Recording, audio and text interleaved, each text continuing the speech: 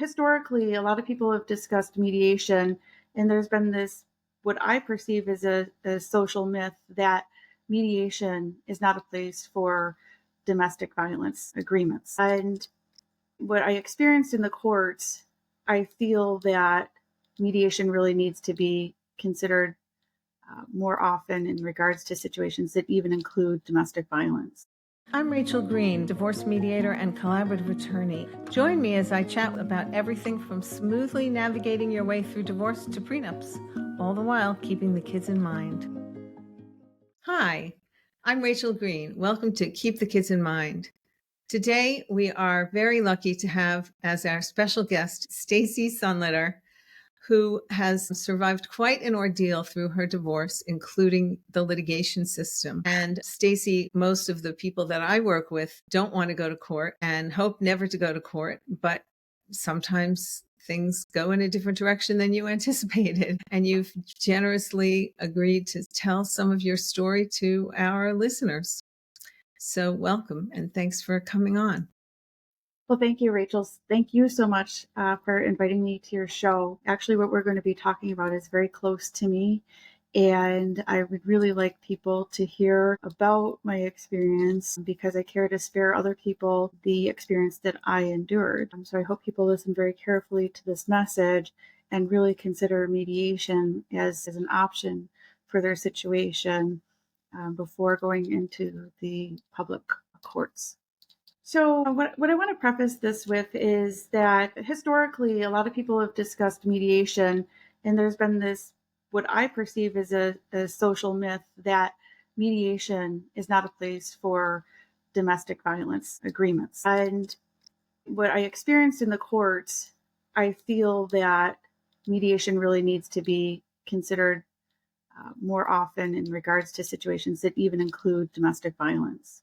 When you and your husband decided to divorce, did you start with like trying to have a negotiated settlement, or did you try mediation? So I did offer mediation. I offered to settle our divorce confidentially between the two of us, but he decided not to. And I think today, if he were to revisit the situation, I can't speak for him, but I think that he probably regrets having not mediated ourselves with. And for what reason? Well, for one reason, the truth always comes to light. And my ex-spouse is an attorney, and I think he felt that he was going to receive favoritism in the courts. So he felt like he could manipulate the system? Yeah. And is he a litigation attorney? He is a general attorney, so he actually does divorce custody things in other litigation as well, and criminal. And of recent, he's a public defender as well. So even in our situation where somebody thinks that they have favoritism in the courts, I still think that the situation ended up being bad for him in totality. The adage that courts tend to feel if they're leaving both parties unhappy that they made a fair resolution applies. Where mediation, two parties come together and they understand the reasons why the agreement says what it says, and they're able to proceed and spare so much money that gets spent on the courts and keep it within their family. Even if you don't like your ex-spouse, it's still better to keep money in your family than feed it to the court system of Better lawyers to pay for your own children's college than your lawyer's children's college. Yeah. And the truth always comes to light. And with the invention of social media, and here we are on a podcast, with the invention of social media, even if you think that you can persuade the courts, again, the truth always comes to light. And social media, now people speak their piece on social media. And even though your truth may not have happened in court, it happens in the public opinion. And then that can be used as evidence in court. Yeah, I mean, what people write on social media. This is true. But when you're speaking the truth, they really can't so much litigate that in court. So again, my ex-spouse felt that he had the favoritism of the courts and he could just say whatever he wanted and get whatever he wanted. It started out that way, but that's not how it ended. And we're now a decade later or more, and the children are not thriving. We've gone through probably millions of dollars in court and attorney fees, and Really? Millions? yeah. Oh my gosh. And again, all that would have been preserved in the family had we actually mediated. And I spoke my piece, I spoke my truth, to the public. And I put forth redacted evidentiary documents. And, the truth is coming to light. So all this damage that he did for 10 years, our whole family is paying for dearly. So, the reason that families that have experienced intimate partner violence are believed not to be able to mediate is because mediation requires two voices in the room, honestly sharing information. And it's thought that somebody who's afraid of retaliation, if you disagree with him, you're going to get hit. Can you freely speak your mind if you're in that situation? Or is that too simplistic of a summary of how somebody with intimate partner violence as part of the dynamic would be feeling in mediation? Intimate partner violence exists on a spectrum. And Yes. it can be a verbal abuse, it could be Yes. coercive control, it could Financial. be physical abuse, it can be financial abuse. And because it exists on a spectrum, you can't apply the one size fits all sort of outlook. Point very well taken. Yes, thank you. You're But right. when you're dealing with people that the type of violence that's occurring, again, here we are on a podcast, and there's Zoom and all sorts of other things that weren't so traditionally offered to keep parties safe are now there. Oh, Zoom is fantastic because you don't Yeah, have to be in the same room. And if something starts going haywire and you're feeling abused, you can just exit right. or mute And somebody. when people say, "Oh, I can't be in the same room as him." Well, you're going to be in the same room whether you're again on Zoom because they can do that for the courts now too. But you're going to be in the same room whether you're in a courtroom or you do go physically to a mediation center. So either way, if someone's presence is so toxic, it's still going to happen one way or the other, whether it's in courts or in mediation. So that's not so much of a reason not to mediate having to face your abuser because you have to either way. So the court doesn't really offer protection in that regard. I don't really feel so. And another thing that's been stated is, well, if you feel you need an order of protection, then maybe mediation isn't for you. But again, it's questionable. I'm not going to advise, anyone to not get one if they feel they really need one, but it's questionable the effectiveness of an order of protection. And I'm going to say that for a couple of reasons. First of all, the courts tend very often to not get domestic violence right. And very often I have seen children being sent into houses of horror, children being murdered. New York State is actually pretty bad in terms of um, child murder rates during course custody litigation. Oh, So you have the chance of going into the courts getting your domestic violence situation wrong, and you, the victim, actually being identified as the perpetrator and having an order of protection against you and the perpetrator walking free. So that's one reason why orders of protection don't always really help. And second of all, a piece of paper is not going to interfere with somebody's will to do harm. So if you think that you need to go to court to get that order of protection, there's all different things that you really need to consider before seeking help through the courts. and I've heard domestic violence survivors say that they feel like in mediation they have a little more control over what is said and how it's said, and that that sometimes it can trigger for somebody who's a perpetrator, and there's a lot of control, the need to control the partner, the former partner, um, that there can be like a reaction, a reverse reaction to the strong arming of the judge. The judge like presses their buttons because the judge is trying to control the perpetrator, and that makes him more retaliate, whereas the victim is more adept at finessing the mood of the partner. Not not not to Yeah. underestimate the danger in trying to escape some severely abusive relationships. But the actual time of most danger for a domestic violence victim is 2 years after leaving her abuser or 2 years after leaving? after. Really? Yep. Wow. That's Yep. fascinating. And do you have any theories as to why that is? I think it goes along with the if I can't have you, nobody else can. Mm, I'm not quite sure, but yeah, the research actually is it's 2 years after. wow. That's interesting. So not at the time of separation, but 2 years later. And think about this too. The courts tend to take really long. Yeah. My divorce custody situation hopefully is a little bit more abnormal, but it's still ongoing. And And how many years has it been? I filed for divorce in 2013. Our divorce was finally granted in 2019, but right now I'm in court to get custody of my kids because they're not doing well in the current I'm situation. so sorry to hear that. Well, it's bittersweet, right? You might get custody of them. Yeah. So, just the message is, though, is the courts often get domestic violence wrong and they take a really long time and they drag things out. So, if somebody needs to be out of a situation and safe, the courts took over a decade in my situation. And, That's unbelievable. Your kids grow up during that decade. That's a yeah, long time. yeah.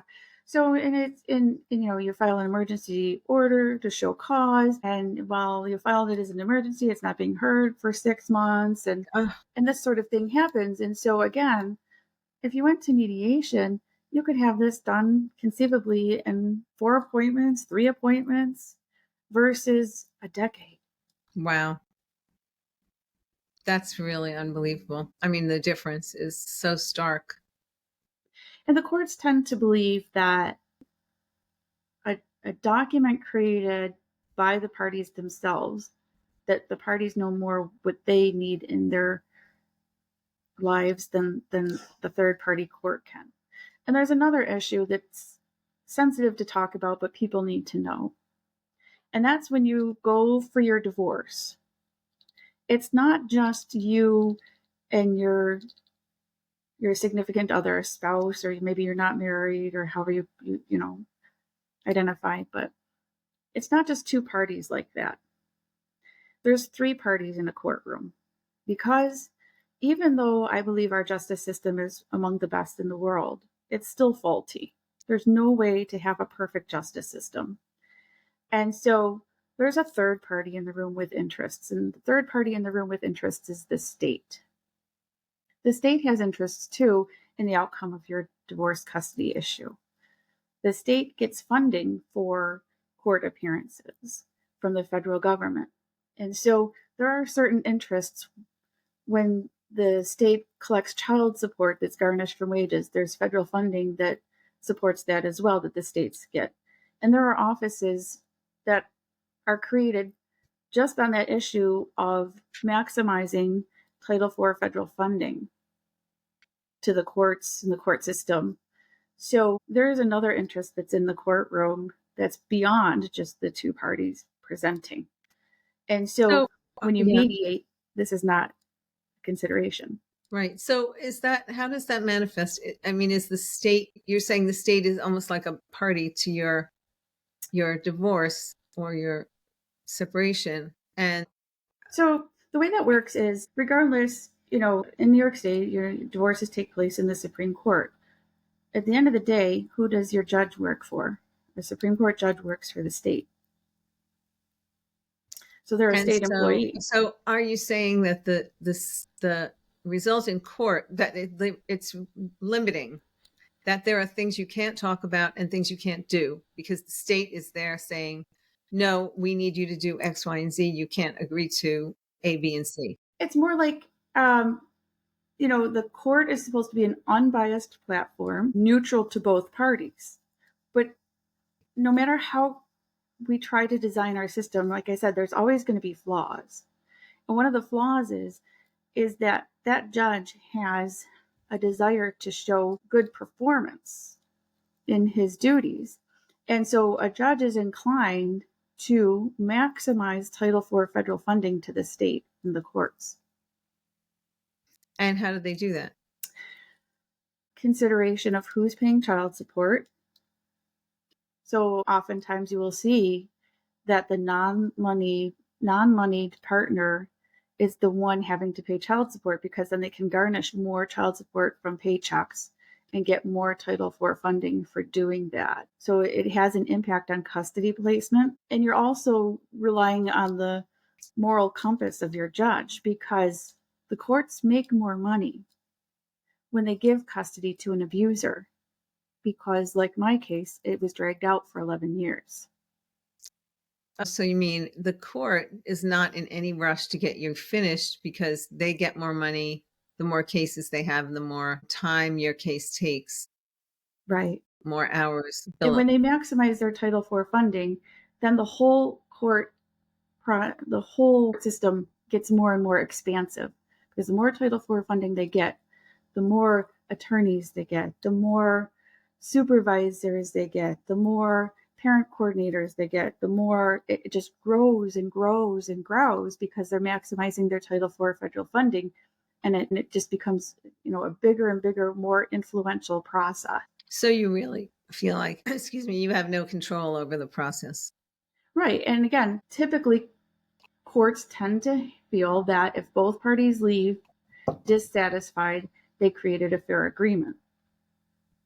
Right. Well, they don't feel like it's their job to make you happy or make your ex happy. Yeah.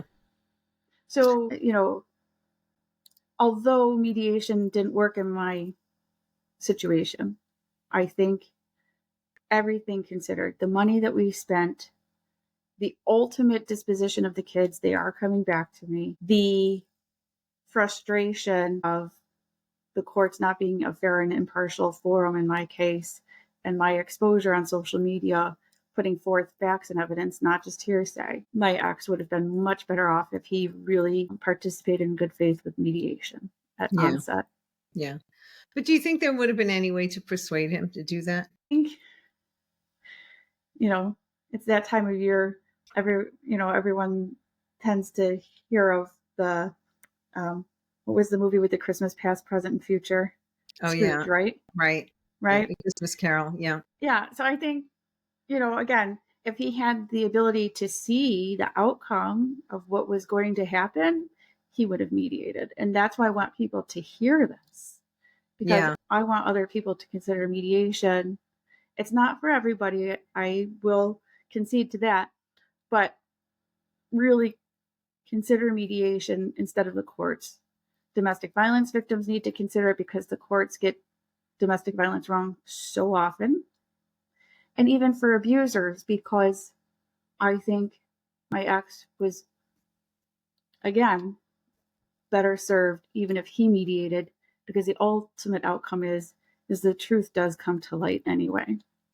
And I mean, one thing about mediation is that it's private. So if there has been, painful, high conflict incidents in the family, that's going to come out in court, which, even though divorce records are sealed for 20 years, but, so anybody can walk into the courtroom. Well, things are changing in the courtroom, and I was actually on the forefront of changing things in the courtroom, and I have no regrets about this. Again, considering that there are flaws in our judicial system, I do believe that transparency fosters integrity within our courts. And so I embarked a very expansive effort to honor our Constitution and the public's right of court access. And for many years, family court judges would exclude the public from the courtroom, saying that this is a confidential process. And that's a lie. It's a big lie that we've been living, because, in fact, the Uniform Rules of Family Court 205.4 states that all courts in the United States are public and open to the public, in family courts. To the extent that the Uniform Rules of Family Court in New York State 205.4 says even the media has the right of access to family courts. So the public nature of this could dissuade an abuser of going to court. And then there's the legal fees, and then there's the time, and then there's the control over the result. So I guess if I have somebody who's thinking they don't want to mediate, I should just tell them to call you.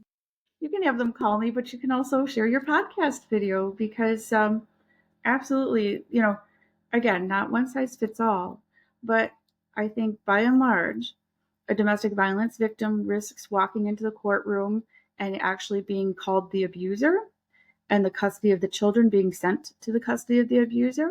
And then you have the effect on the whole family if your kids get sent to the custody of the abuser. Did that And then, happen in your situation? yeah, Yes. So how long were your children living with your ex? I endured a lot of adversity. So I'm a physician assistant. And I filed for divorce to protect my children from abuse. And my ex spouse is an attorney. And for a time, he was also an attorney for Child Protective Services. So, my court case, the courts had, again, their own interest. The state had their own interest in concealing and protecting the reputation of my ex spouse over the welfare of my children. Because at the time that my case happened, it became public knowledge that another attorney for the same CPS was hired despite it being public knowledge he was a sex offender. And he raped several women and children. Oh, terrible. And so he got fired from CPS, and he only went to jail for 4 months despite 11 felony counts of rape, including a 16-year-old that he sex trafficked in DSS custody. And he's deemed a level 3 violent sex offender. So CPS and the state and the courts had a huge ulterior motive to protect the reputation of my ex over the welfare of our kids. So that was a huge mountain I had to climb. And they accused me of lying about my ex. They accused me of coaching the children about my ex. But when they placed the kids into the custody of my ex, my daughter was repeatedly running away from his house. Was she running to you? She was wanting to, but I lived just a little bit further, and so she'd run to my parents' house, my grandmother's house that's located closer. And I'm going to be honest, she was complaining of being strangulated by her father. So every time they sent her back to his custody. So I have 4 children. The 2 older ones are now basically 18, and the 2 younger ones missed a lot of school. And there's medical concerns. So now he has had 8 indicated reports with Child Protective Services. Oh my God. But to get these agencies to do their job properly, it took me filing a RICO complaint and RICO charges, filing an Article 78 against the police that failed to properly investigate him, and a lot of legal work that most others don't have the resources or ability to commit. Yeah, that's kind of amazing that you were able to stick with it and keep fighting. Because of all this, protect your children, I guess you would mother tiger. Because of all this, I became a certified paralegal and learned the law myself, because I honestly found that any attorney that I hired actually ended up working for my ex and just took my money. Oh my God. So I really don't want anyone else to go through this. Yeah. Yeah. Well, I'm so sorry to hear that you and your children have gone through this whole ordeal. And it sounds like your children are still struggling with a lot of things. And how old are your other younger 2 children? They're 15. So I was in a court appearance, there's saying that, if people did their job and did their jobs properly, I would have had custody of my kids over a decade ago. Now they're being returned at the tail end of their childhood. Right. Right. Oh my I just don't want anyone to go through this. No. Well, they're so lucky that they have you. They have one stable, healthy parent who can be their guide, and I'm sure you're a terrific role model for them with how you fought for your own rights, for their rights, fought to have your voice heard in the courts and now out of the courts. And mediation isn't about assigning anyone a label, which is also different than the courts. Yeah. You're not really I find labeled. that even with litigation attorneys that I know, there's kind of this desire to have an angel devil dichotomy and look at every case that way, and the truth is none of us is an angel or a devil. We're Right. all very multi-layered and complicated. Right. And I honestly don't feel that the victim mentality is good for anybody. So it's not even good to present to court or anywhere in life as a victim. You're a survivor. Right. When you have the victim mentality, it's almost like you've given up your fight and you're just acquiescing and I'm a victim. Right. You're a And you survivor. acquiescing to being Right. abused. So being labeled a victim has its own issues. Well, thank you for educating me on that. And I apologize for using that V word. No, no, no. And But, then survivor is much better because that's really, that's how you come across to me, like a very strong woman who has survived an ordeal. and it's the mental state that you want to have throughout the course of these things to be able to protect your children. And nobody wants to be labeled as an abuser either. I mean, it's really True. two parties are presenting for mediation, Yeah. and neither is looking for a label, neither is asking to go to jail, neither is asking to have their house taken away from them and their estate taken away from them. It's really two people are not functioning in the same house and they need to part ways. And in mediation, nobody receives a label. Right. Right. Which is another reason why mediation is better than the courts. The courts are inclined to label somebody. Yeah. And often get it wrong. Well, Stacey, this has been so educational and illuminating, and I really have to, applaud you for your work on your own case and for being willing to step forward and share your experiences with others. Are there a couple of takeaways that you would want people to have after listening to this podcast?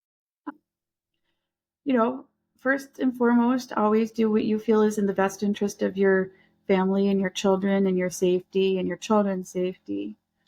Always evaluate that first.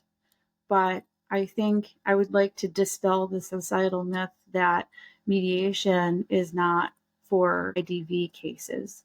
I think, in fact, actually, many IDV cases will be better served when both parents come or parties come to a mediator for solving their own issues and creating their own destiny instead of a third party that has some other aside interests. All right. Well, thank you so much. And I really appreciate your being a guest on Keep the Kids in Mind. And I'm sure people have learned a lot from hearing us.